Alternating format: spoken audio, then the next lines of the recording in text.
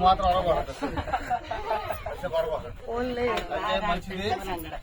దేవుడు ఈ లోకంలో ఎంతో ప్రేమిస్తున్నాడు. దేవుడు ఈ లోకంలో ఎంతో ప్రేమిస్తున్నాడు కనుక తన అద్వితీయ కుమారుడు ఈ లోకానికి వచ్చి యేసు ప్రభువారు అద్వితీయ కుమారుడు అనగా తండ్రి అయినటువంటి దేవుడు ఆయన శరీరధారి అయి ఈ లోకానికి వచ్చి మన కోసం ప్రాణం పెట్టి ఆయన మనల్ని అందరినీ కూడా ప్రేమిస్తూ ఉన్నాడు.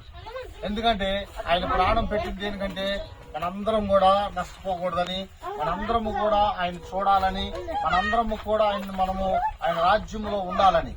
సో దేవుడు ఆ విధమైనటువంటి ప్రేమ ద్వారా మనల్ని కాపాడటానికి దేవుడు మనల్ని ఎంతగానో ప్రేమిస్తున్నాడు. కనుక ఈ ఉదయకాల సమయంలో మీ మధ్యకి నేను ఎందుకు వచ్చానంటే నాకేదో ఉండి నేను రాలా. అర్థమైందమ్మా? నాకేదో ఉండి నేను రాలా.